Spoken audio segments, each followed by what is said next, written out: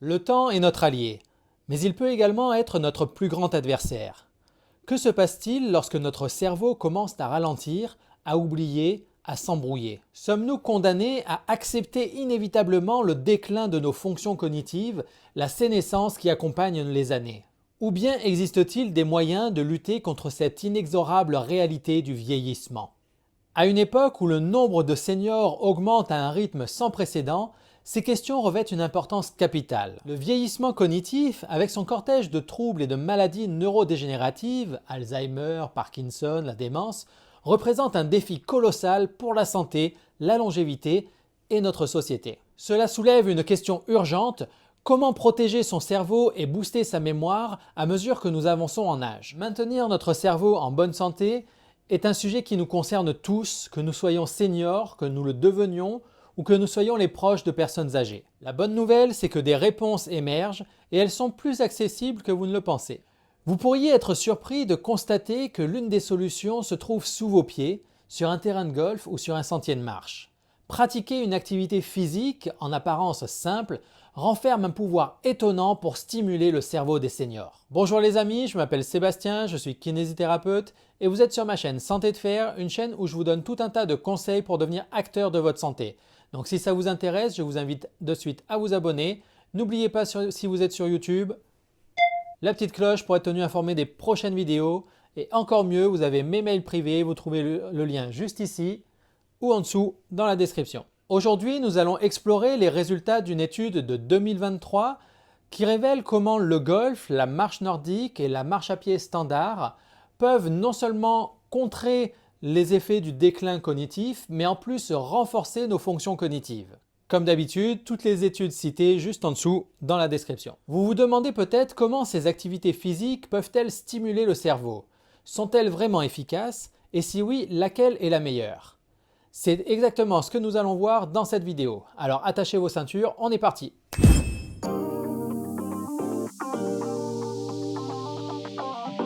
Vous savez, on parle souvent de l'âge d'or, mais il faut se rendre compte que la durée de vie s'allonge et que bien vieillir en bonne santé devient une priorité. Le vieillissement, la sénescence sont des réalités incontournables de la vie. Mais que se passe-t-il dans notre cerveau au fil des années? Pourquoi oublions-nous parfois où nous avons posé nos clés ou le nom d'un ami de longue date? C'est là qu'entre en jeu le défi du vieillissement cognitif. Le vieillissement cognitif, c'est un terme sophistiqué pour décrire les changements qui interviennent dans notre cerveau au fur et à mesure que nous prenons de l'âge. Imaginez que votre cerveau est un petit peu comme un muscle, il risque de s'affaiblir si vous ne l'exercez pas.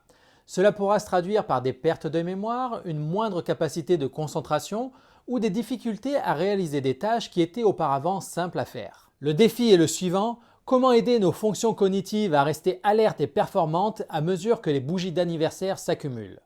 Car le déclin cognitif, ce n'est pas qu'une histoire de mémoire défaillante, il peut également se traduire par une perte d'autonomie et donc une diminution de la qualité de vie. Mais voici la bonne nouvelle, l'exercice est l'un des moyens les plus prometteurs pour contrer ce déclin. Il n'est jamais trop tard pour commencer à bouger et les seniors peuvent récolter des bénéfices substantiels en termes de santé cérébrale en pratiquant régulièrement une activité physique.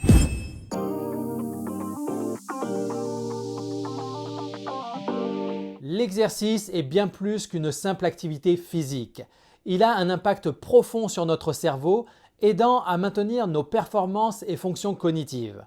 L'exercice aérobie en particulier a montré des résultats prometteurs dans ce domaine. Des méta-analyses récentes, donc un regroupement d'études, semblent indiquer qu'un exercice aérobie d'intensité modérée, entre 40 et 60% de la VO2 max, pendant une durée inférieure à 60 minutes, pourrait augmenter et stimuler les fonctions cognitives des personnes âgées de façon plus importante que chez les adultes plus jeunes. L'exercice aérobie permet également d'améliorer les performances de transfert de tâches chez les adultes en bonne santé. L'exercice aérobie pourrait stimuler la production de facteurs de croissance cérébrale, notamment des exerkines. Des exerkines? Qu'est-ce que c'est que ça? En termes simples, les exerkines sont des protéines produites par votre organisme en réponse à un exercice physique. Donc exercice physique, exerkines. Et pour leur contribution potentielle à la santé neurologique et cérébrale, les chercheurs s'intéressent particulièrement à deux exerkines, Tout d'abord le BDNF, donc Brain Derived Neurotrophic Factor, donc facteur neurotrophique dérivé du cerveau, et ensuite le CTSB, cathepsin B. Le BDNF est un petit peu comme un engrais pour votre cerveau. Plus il y en a, plus vos cellules cérébrales sont nourries et en bonne santé. Il favorise la croissance, la protection et la réparation des cellules cérébrales, aidant ainsi à maintenir la santé cognitive et améliorer la mémoire et l'apprentissage. En bref, le BDNF, c'est un petit peu comme un super aliment pour votre cerveau. Le CTSB, de son côté, est un petit peu un expert en nettoyage. Il aide à éliminer tous les déchets cellulaires inutiles dans votre cerveau et favorise la communication des cellules cérébrales entre elles. C'est un petit peu comme le gardien de nuit d'un supermarché qui s'assure que tout reste propre et que les lumières restent allumées. Lorsque le CTSB est actif, votre cerveau fonctionne mieux et reste en meilleure santé. Ces deux exerkines, BDNF, CTSB, sont des acteurs clés pour maintenir un cerveau en pleine forme. Par ailleurs, des études récentes suggèrent que la capacité d'améliorer les fonctions cognitives par l'exercice physique serait liée non seulement à la durée mais aussi à l'intensité de l'exercice. À cet égard, une méta-analyse récente a démontré qu'une activité de haute intensité, donc plus de 80% de la VO2 max, permettait d'augmenter de 60% le BDNF chez des personnes âgées. Les effets de l'exercice sur le CTSB sont un petit peu moins bien compris, puisqu'on a observé donc une augmentation de 20% du CTSB chez des sujets jeunes après une activité physique intense, donc de plus de 80% de la VO2 max pendant une durée de 30 à 40 minutes, alors que le taux n'a pas bougé chez des personnes âgées après une activité d'intensité moyenne, donc de 60% de la VO2 max. Ainsi, en 2023, afin d'améliorer les connaissances sur le rôle de l'exercice sur les fonctions cognitives, une équipe de chercheurs internationale a voulu savoir si les trois activités physiques d'intensité modérée, à savoir le golf, la marche nordique, la marche à pied standard, étaient capables de stimuler votre cerveau et de booster votre mémoire en observant notamment les deux exerkines qu'on a cités précédemment, donc BDNF et CTSB, et également en observant la réalisation de tests cognitifs. Mais avant de se pencher sur leurs résultats, on peut se poser la question pourquoi ces trois activités particulières?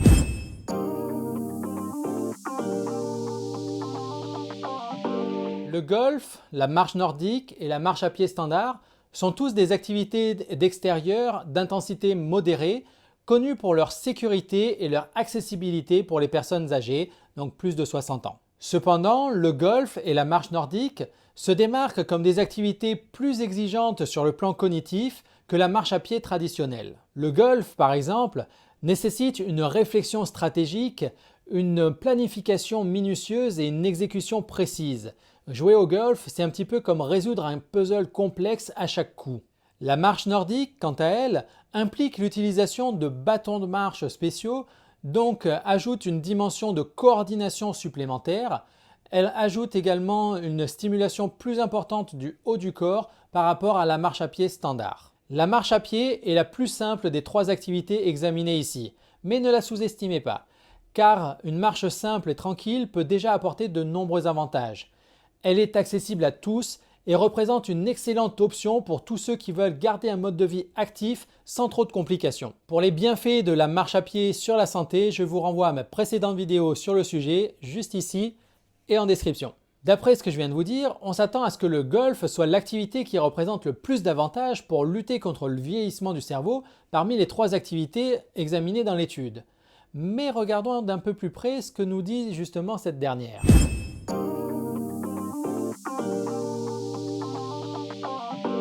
L'étude observée ici a impliqué 25 seniors actifs, des golfeurs de plus de 65 ans, qui ont chacun réalisé les trois types d'activités proposées.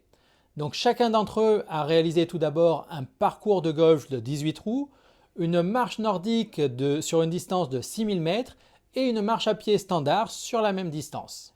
Chaque exercice a été réalisé en environnement réel, donc les participants conservaient leur rythme de marche habituel correspondant à une marche rapide. Les participants seniors ont réalisé ces trois activités sur une période de 5 jours avec un jour de repos intercalé entre chaque. Avant chaque session d'activité physique, des prélèvements sanguins ont été effectués pour déterminer les taux de BDNF et de CTSB, donc les deux biomarqueurs qui sont des indicateurs clés de l'impact de l'exercice sur le cerveau. De plus, les participants ont effectué des tests cognitifs, à savoir le Tray Making Test, donc TMT A et B, qui est un outil largement utilisé pour évaluer les fonctions cognitives des personnes âgées. Dans ce test, on chronomètre les participants pendant qu'ils réalisent une tâche de relier des points sur une feuille. Le test TMTA mesure les fonctions cognitives inférieures telles que l'attention et la vitesse de traitement. Tandis que le test TMTB permet de mesurer la capacité de changement de tâche ainsi que d'autres fonctions exécutives plus exigeantes en termes de mémoire et de flexibilité. Les fonctions exécutives, imaginez que ce sont un petit peu les chefs d'orchestre de votre cerveau. Donc elles dirigent les opérations, notamment donc la résolution de problèmes, la prise de décision, la planification et la concentration. Elles sont donc essentielles pour mener une vie quotidienne bien organisée, mais malheureusement, elles ne restent pas indemnes face au vieillissement. Ainsi, dans notre étude, les prélèvements sanguins et les tests cognitifs ont été réalisés avant et immédiatement après chaque session d'activité physique, donc pour pouvoir comparer les effets de chaque activité. Les participants seniors portaient également des appareils de surveillance de la condition physique pour mesurer notamment des critères spécifiques de l'exercice comme la durée, la distance, le rythme, la dépense de calories, le nombre de pas et également un cardiofréquencemètre pour mesurer la fréquence cardiaque pendant l'activité physique. Pour retrouver le type de matériel utilisé pendant l'étude, je vous ai mis quelques liens juste en dessous dans la description. Les résultats ont été stupéfiants. Tous les participants seniors, quelle que soit l'activité pratiquée, ont vu une amélioration significative de leurs fonctions cognitives, tout cela en une seule séance. Les temps de réaction, la coordination et la flexibilité mentale se sont nettement améliorés. Les 3 activités, que ce soit le golf, la marche nordique, la marche à pied standard, ont permis une nette amélioration des résultats au test TMTA, prouvant ainsi un effet bénéfique sur le cerveau. Mais pour les autres critères observés dans l'étude, les différences sont un peu plus contrastées selon les activités. Alors, quelle activité physique se révèle la plus efficace pour stimuler le cerveau des seniors?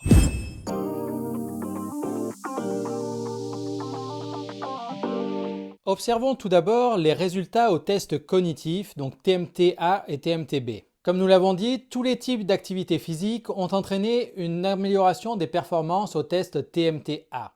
Au chronomètre, on observe en moyenne pour le golf moins 4,43 secondes, pour la marche nordique moins 4,63 secondes et pour la marche à pied moins 6,75 secondes. Donc pas de différence significative entre les 3 activités. Par contre, pour le test TMTB, seule la marche nordique et la marche à pied standard ont permis une amélioration. En moyenne, pour la marche nordique, on a moins 9,62 secondes et pour la marche standard, moins 7,55 secondes. Au final, seule la marche nordique a permis une diminution au test TMTB-TMTA, ce qui implique donc une légère supériorité de la marche nordique face aux autres activités en ce qui concerne l'amélioration des fonctions cognitives.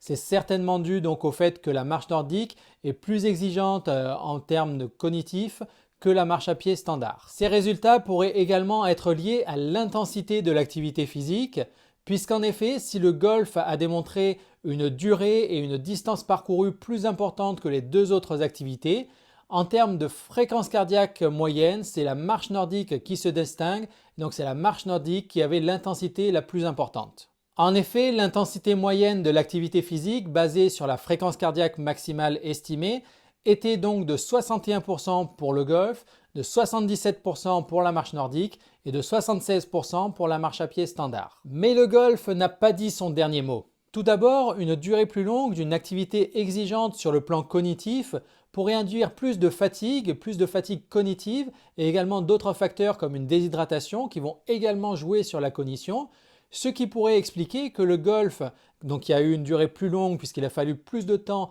pour faire les 18 trous au golf que pour marcher les 6000 mètres, donc ce qui pourrait expliquer que le golf n'a pas eu de bons résultats au test TMTB contrairement à la marche nordique ou à la marche standard. Par ailleurs, autre critère à l'avantage du golf, rappelez-vous que l'étude portait sur des golfeurs âgés de plus de 65 ans avec en moyenne 17 ans de pratique de golf derrière eux et leurs résultats au test TMTA et TMTB étaient en moyenne 60% plus rapides que les résultats observés habituellement chez les personnes âgées. Ainsi, il se pourrait bien que la pratique du golf permette de préserver et d'améliorer les fonctions cognitives par rapport à la population âgée générale, même s'il faut prendre ces résultats avec précaution puisque d'autres facteurs peuvent intervenir, comme le statut socio-économique et le niveau d'études des golfeurs, qui pourraient expliquer également en partie ces résultats, donc d'être plus performants que la population générale. Voyons maintenant les résultats concernant le BDNF. Lors de l'expérience, les taux de BDNF dans le sang ont légèrement diminué, mais de façon non significative dans tous les groupes. Plusieurs études antérieures ont pourtant démontré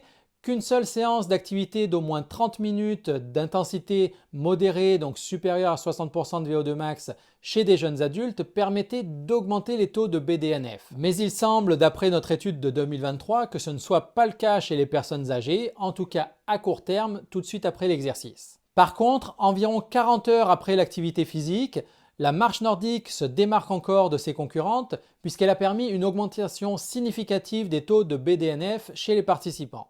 Donc on a plus 18,12 nanogrammes par millilitre pour la marche nordique contre plus 12,37 nanogrammes par millilitre pour le golf et seulement plus 0,39 nanogrammes par millilitre pour la marche à pied standard. D'autres études antérieures ont également démontré qu'il pouvait y avoir à court terme une diminution du taux de BDNF dans le sang.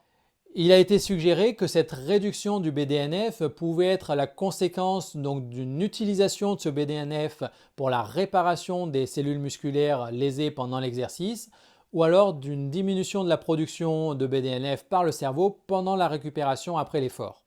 Par contre, plus tard après l'exercice, le corps pourrait produire plus de BDNF par phénomène d'adaptation pour pouvoir répondre aux sollicitations futures. Pour reprendre notre image de tout à l'heure, le corps sort l'engrais pour avoir plus de légumes pour la prochaine fois. Et cette réponse adaptative semble être liée à l'intensité de l'exercice. Donc plus l'intensité de l'exercice est élevée et plus on aura une augmentation du taux de BDNF. D'où la légère supériorité de la marche nordique dans cette expérience. Voyons maintenant les résultats concernant le CTSB. Au cours de l'expérience, les taux de CTSB ont augmenté de façon non significative pour toutes les activités, que ce soit le golf, la marche nordique ou la marche à pied standard. Donc il n'y a eu aucune différence entre ces trois activités. 40 heures après l'activité physique, par contre, on observe quelques différences selon les activités, puisqu'on a une légère augmentation pour le golf, une toute petite diminution pour la marche nordique, et une diminution plus importante pour la marche à pied standard, mais aucun chiffre, aucune valeur significative. Les effets de l'activité physique sur les taux de CTSB sont peu connus et demandent plus de recherche, mais il semble que le CTSB soit fabriqué par les cellules musculaires squelettiques et donc que le taux de CTSB augmente dans le sang en fonction de l'intensité de l'activité physique. Par exemple, une étude antérieure trouvait une augmentation du taux de 20% de CTSB suite à une activité d'intensité haute, donc plus de 80% de la VO2 max. L'âge et la condition physique pourraient également être des facteurs qui jouent un rôle sur la production de CTSB avec l'activité physique, puisqu'une étude antérieure a montré qu'avec une activité d'intensité moyenne, donc de 40 à 60% de la VO2 max, on pouvait observer une augmentation des taux de CTSB, mais l'étude portait sur des jeunes athlètes de 18 à 25 ans et pas chez des seniors. Mais ici, dans notre étude de 2023, il semblerait que les activités que sont le golf, la marche nordique et la marche à pied standard n'aient pas été assez stimulantes, assez intenses pour pouvoir donc augmenter de façon significative les taux de CTSB. Autrement dit, pour reprendre notre image de tout à l'heure, il n'y a pas eu assez de grabuge dans l'organisme pour nécessiter le passage du grand nettoyeur. Pour résumer un peu ces résultats, on observe que les trois activités, golf, marche nordique et marche à pied standard, ont permis d'améliorer les fonctions cognitives des personnes âgées. De plus, la marche nordique et la marche en général permettent d'améliorer les fonctions exécutives plus exigeantes telles que les changements de position et la flexibilité mentale, testées donc par le test TMTB. Il n'y a eu aucun changement immédiat des taux de BDNF et de CTSB, mais 40 heures après l'exercice, on a eu une augmentation du BDNF, principalement avec la marche nordique. La marche nordique tire donc son épingle du jeu, mais ça se joue vraiment à un fil. Cette étude nous confirme donc que l'activité physique adaptée à l'âge, en particulier les activités aérobiques comme le golf, la marche nordique et la marche à pied standard, permettent d'améliorer et de préserver les fonctions cognitives sur la population générale des personnes âgées. De plus, ces exercices sont potentiellement prometteurs en tant que stratégie de traitement chez ceux qui présentent déjà un déclin cognitif. Et ceci est particulièrement important car ces types d'exercices sont plus populaires et souvent plus pratiques que des exercices de haute intensité qui parfois ne sont pas réalisables par les personnes âgées, que ce soit à cause de leur état de santé ou bien tout simplement parce que leurs amis ne le pratiquent pas et donc ils vont être plus attirés par des activités qu'ils peuvent faire avec leurs amis.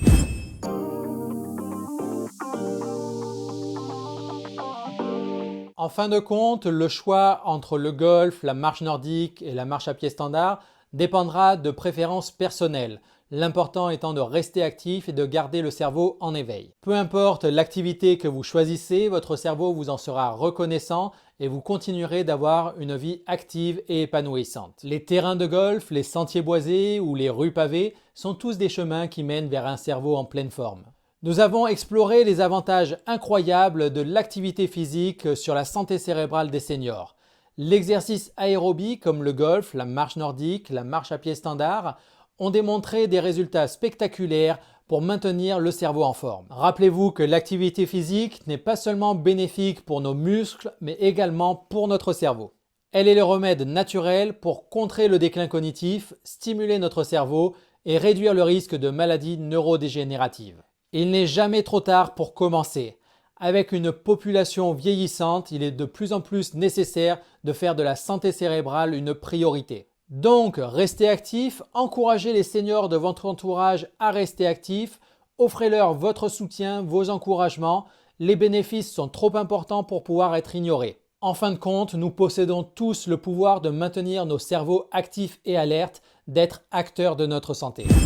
Voilà, j'espère que cette vidéo vous aura plu. Si c'est le cas, je vous invite à la liker, à la partager auprès de vos amis, surtout si vous tenez à eux. Vous pouvez me poser vos questions, partager vos expériences juste en dessous dans les commentaires. Je les lis, j'y réponds. Vous pouvez également soutenir la chaîne via le compte Tipeee, donc vous trouverez le lien juste en dessous dans la description ou directement dans YouTube avec les Super Thanks. Donc pour y accéder, vous avez le menu déroulant avec les 3 petits boutons juste en dessous de la vidéo. Sinon, bien évidemment, pour ne rien rater, vous pouvez vous abonner à la chaîne. Encore mieux, vous avez mes mails privés. Là aussi, le lien se trouve en description. Et moi, je vous donne rendez-vous pour de prochaines vidéos puisque devenir acteur de sa santé, c'est bien d'en parler, c'est mieux de le faire. Allez, ciao, ciao!